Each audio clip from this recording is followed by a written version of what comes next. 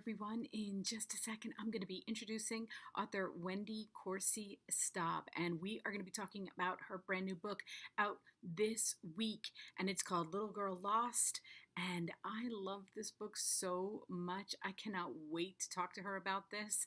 I feel so blessed that she said yes, and I read it so quick, and it is just amazing. Okay, two timelines, and she did it beautifully. Anyway, everybody, here is Wendy. Hi, everyone. I am so excited today because I am speaking with author Wendy Corsi Staub, and we are talking about her brand new book out this week called Little Girl Lost. Thank you so much, Wendy. Oh, thank you for having me, and thank you. I really appreciate it. Well, I can't believe after I read this book, I went back, on your website, and I saw that you have written over 90 books. I was like, since 1992, like how? I'm old. 1992.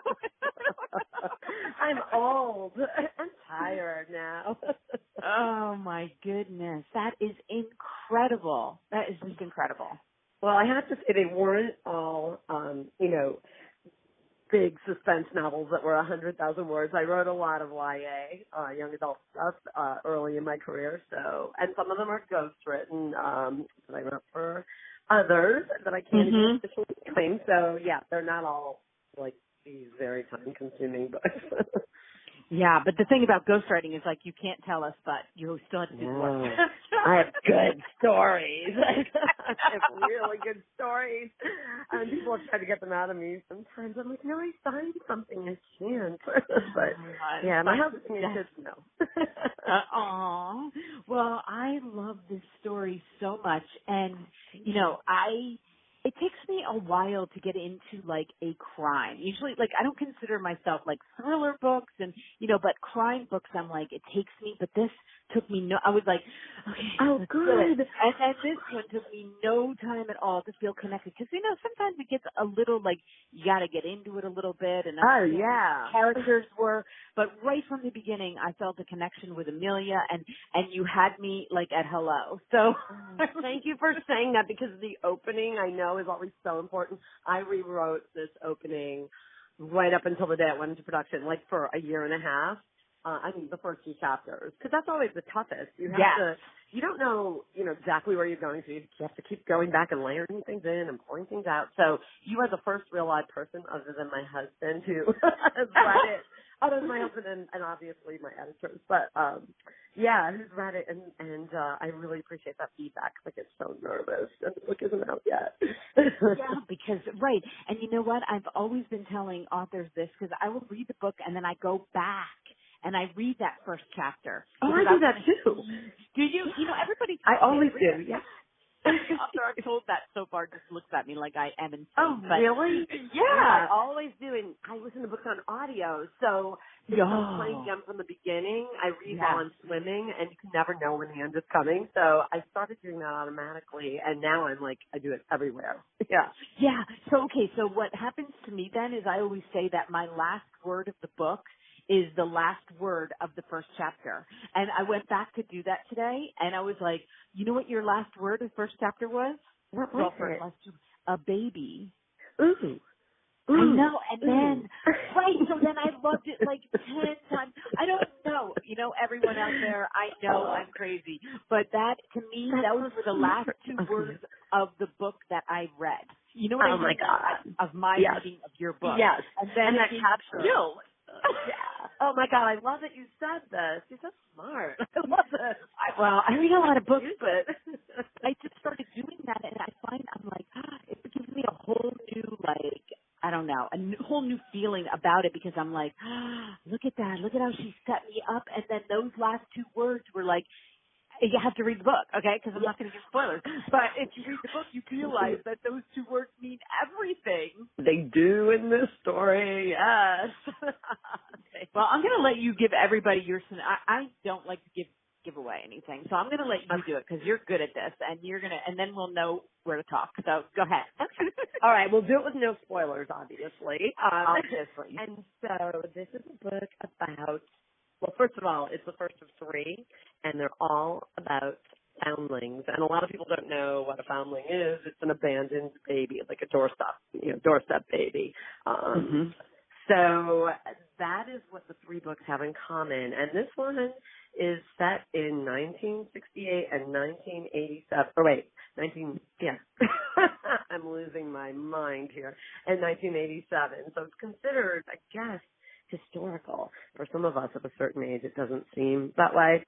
But we're going to follow these characters. There's an abandoned baby in the late 60s in a church. And so we meet the baby grown up, and she never knew that she was a foundling. And so, of course, she's trying to find out who she is. She will grow up, and this is not a spoiler, she will grow up, her name is Amelia Crenshaw. She's going to grow up to become a historical investigative genealogist. So, not historical, investigative genealogist. And she will, because she is searching for her own roots, she will grow up to help others find out who they are. And my tagline when I sold this to my editor was, not everybody wants to be found.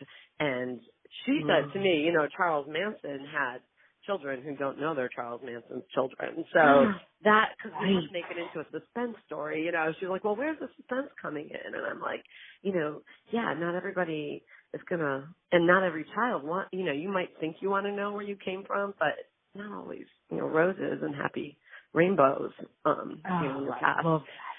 So and it just is built-in emotion, because when you're talking about, these aren't endangered children. I'm not killing off children or anything horrible like that. They're children who are searching, and they're grown up usually when we meet them. So and then there's a parallel story involving my readers love my character, Stockton Barnes. He's an NYPD missing persons detective, and he's been in 4 books so far. And he has worked his way into this one. We know what happens to him in the present, and you don't have to have read those books to know, because I can explain it here. But we're going to see what led him to making a decision that changed his life, not for the better, back in the 80s. Well, first of all, it did seem like historical for me. Because I'm old too. You are old too. I don't know how old you are, but And I do remember the stock market crash in 1987 very, very well. Yep. Me too. So, to me it was like, I loved how you kept you just throw in those tidbits as we go, and I love that, because I'm, I pick them up. I'm like that kind of person that I'm like, I love a little bit of history in there, and then it kind of brings you in, gives you a feel of what you're talking about, and I thought you did the timeline brilliantly. I had no trouble, the transitions were brilliant, and that was tricky. Thank you for saying that. Yeah, well, it's always tricky. It's always, and I always think about you guys sitting there with index cards or whiteboards or something. I wish I was that organized. It's more like yellow, I highlight lines of text, or I put notes to myself in the text, like, move this, stuff like that. Because, you're juggling so many parts. There's all moving parts in this, and moving settings. Time frame and settings, and And exactly, and this book has, a lot of characters, but I didn't have trouble with the characters. But I always think, how did you, in your brain, it was like, okay, are we ready, are we going back here? Are we, staying with this person? Are we, because you always leave us wanting more, but then that's good, because and more is coming. Yeah, exactly, because you're like, I want to hear more about her. And then you jump to the next, and you're like, okay, no, I really do want to hear more. Yeah. I'm sorry. We'll come back. Yeah, that's girl. I like to leave off, even when I'm writing on a writing day. I don't want to feel like I've completed something where I'm not dying to get back into it the next day. Dying is a strong word. I'm not always like, I can't wait to sit at my desk all day. But I do like to feel like I want to know what happens next, and that's a good way to write, and you want to do that for the readers. Like, if you're bored when you're writing it, they're bored when they're reading it. And I was going to ask you, for somebody who's written so much like you have, and, you've had movies books that have turned into movies, to Hallmark movies. You're such an accomplished writer, and obviously just been writing since day one. What kind of advice would you give a new writer, that just doesn't even know how to start off? I think that it's really intimidating, when you look at it as, oh my God, I have to write an entire novel. Like, how many words is that? I try to, my best advice is I give myself mini deadlines. Like, I used to do page numbers. I had to be on a certain page number by the end of the day. Now I just do it by word count. It's just so much easier to keep track. So every Friday I have to be on a certain word count. And I set that all out in the beginning because I know when I have to turn in a book. A new writer, like, you don't necessarily have an official publisher's deadline, but you've got to, be accountable to yourself. So say if you want to write a book, and how many words can you write a week? Like, even if you just wrote 1,000 words a week, you'd have a book. Eventually you'd have a book. So you give yourself something you can manage, because it's too daunting to look at big picture, I think, in the beginning. So for new writers, that's my best advice. You can't just have a great idea. So many people will come to me and say, like, I have a great idea for a book. How about if we work together and you write it? And I'm like, you know what? I've got ideas. Ideas are never the problem. It's the time to write all the ideas that you have. If you have an idea, sit down and get it on, I would say paper, but I'm not that old. I mean, get it down. You have to write it. There's only one way to write, and you gotta write. So that's intimidating.